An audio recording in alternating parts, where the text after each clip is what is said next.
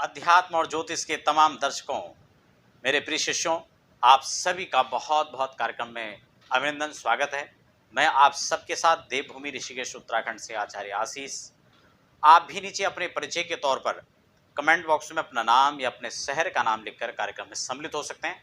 हमें बहुत अच्छा लगेगा। दर्शकों, फटाफट बिना समय गंवाए सीधा हम लोग अपने विषय पर चलते हैं। हम आज बात करेंगे आपके साथ विशेष, जैसा कि आपने थंबनेल में पढ़ लिया है, कि अगर ये 3 भाव कुंडली के शुद्ध हों, मजबूत हों, तो निश्चित रूप से आपको राजा बनना आपका तय है, कोई नहीं रोक सकता है। लेकिन एक चीज और है यहाँ पर, राजा का मतलब क्या है? कि आप किसी राज्य के अधिपति बन जाएंगे, या फिर आप सीएम पीएम, क्या आपको कोई पद ऐसा मिल जाएगा, या फिर राजा का मतलब कुछ और है? कई लोग तो इसी पर भ्रमित हो जाएंगे और नीचे कमेंट बॉक्स में भी बहुत कुछ लिखेंगे। लेकिन नहीं, राजा का मतलब होता है राज तुल्य, आपको सुख, संसाधन, सुख, वैभव, यश, कीर्ति का आपके जीवन में आना, यही राजतुल्य सम्मान है। तो दर्शकों को कौन से भाव हैं, हम सीधा उस पर चर्चा करेंगे।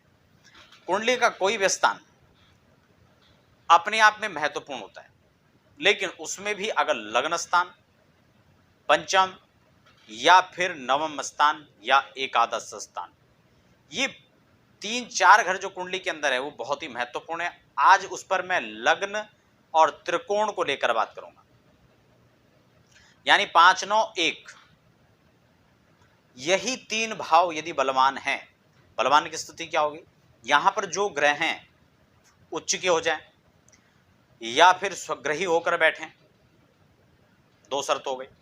या फिर लग्न के अधिपति, जैसे कि लग्न के जो ईश हैं, यानी फर्स्ट हाउस के जो लॉर्ड हैं, वो या तो इन्हीं 3 घरों के अंदर कहीं बैठ जाए, स्तुति वह अनुकूल हो, उच्च के हो या स्वग्रही हो, या फिर इन तीनों भावों के आपस में कोई कनेक्शन बन रहा हो। मान लो नवम का स्वामी पंचम में बैठ गया या पंचम का स्वामी नवम में बैठ गया, तो इसको स्थान परिवर्तन राजयोग कहते हैं ज्योतिष की भाषा में।